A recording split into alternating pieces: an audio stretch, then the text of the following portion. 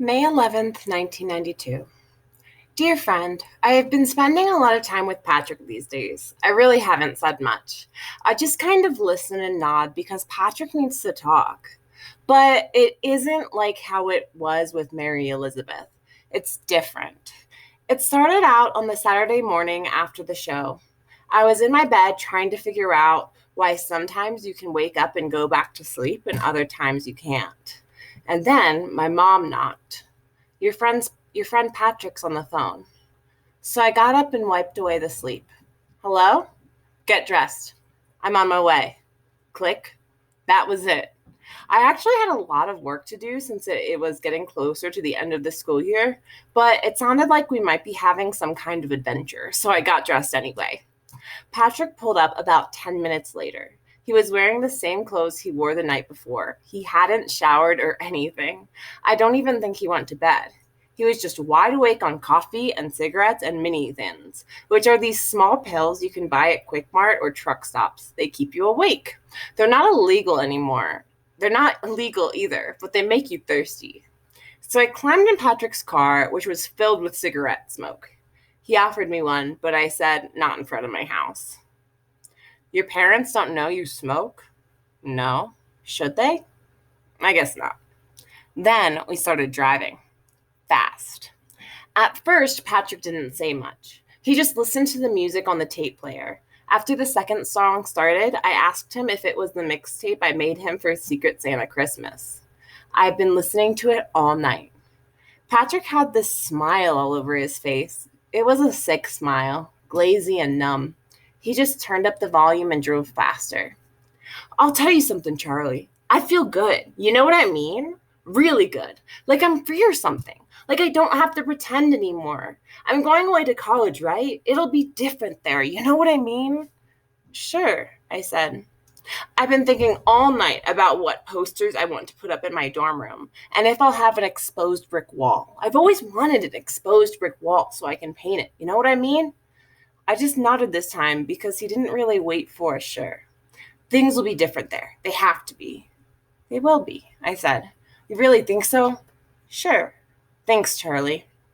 That's kind of how it went all day. We went to see a movie and we ate pizza, and every time Patrick started getting tired, we got coffee, and he ate another mini there too.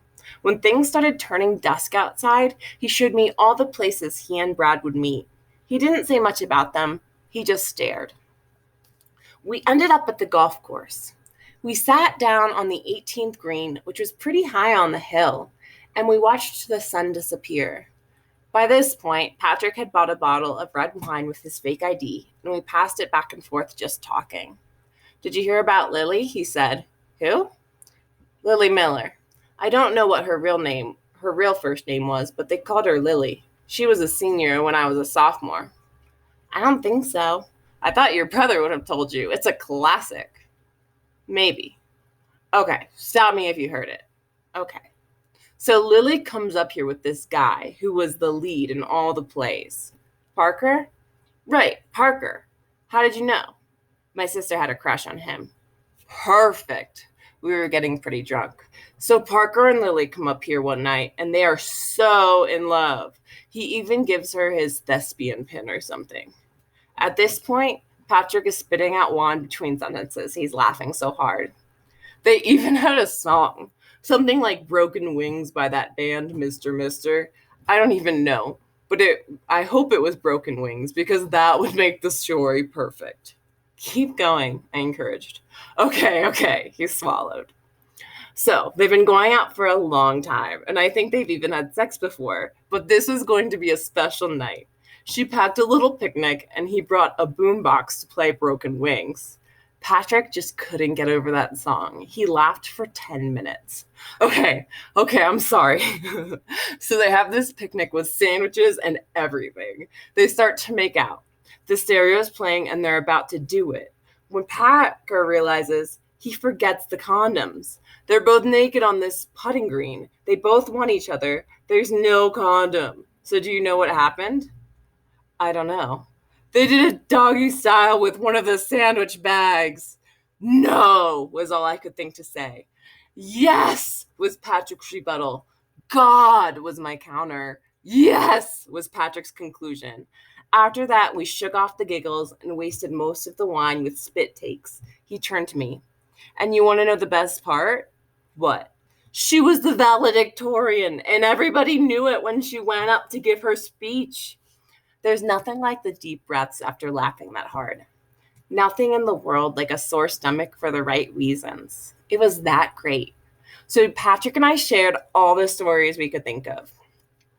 There was a kid named Barry. He used to build kites in art class. Then after school, he would attach firecrackers to the kite and fly it and blow it up. He's now studying to be an air traffic controller.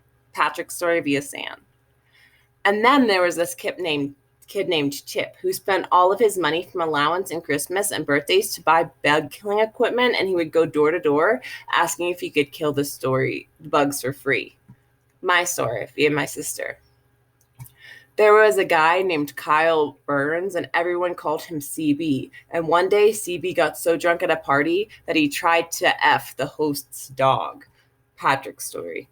And there was this guy they called Action Jack, because supposedly he was caught masturbating at a drunk party. And at every pep rally, the kids would clap and chant, Action Jack, clap, clap, clap, Action Jack. My story via my brother. There were other stories and other names. Second base Stacy, who had breasts in 4th grade and let some of the boys feel them. Vincent, who took acid and tried to flush a sofa down the toilet. Sheila, who allegedly masturbated with a hot dog and had to go to the emergency room. The list went on and on. By the end, all I could think about was what these people must feel like when they go to their class reunions. I wonder if they're embarrassed. And I wonder if that's a small price to pay for being a legend. After we sobered up a bit with coffee and mini thins, Patrick drove me home. The mixtape I made for him hit a bunch of winter songs, and Patrick turned to me. Thanks, Charlie. Sure. No, I mean in the cafeteria. Sure. And after that, it was quiet. He drove me home and pulled up in the driveway. We hugged goodnight, and when I was about to let go, he held me a little tighter, and he moved his face to mine. And he kissed me. A real kiss. Then he pulled away real slow. I'm sorry. No, that's okay. Really, I'm sorry. No, really, it was okay. So he said thanks and hugged me again and moved in to kiss me again, and I just let him. I don't know why.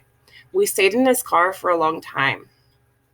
We didn't do anything other than kiss, and we didn't even do that for very long. After a while, his eyes lost the glazy numb look from the wine or the coffee or the fact that he had stayed up at night before. Then he started crying.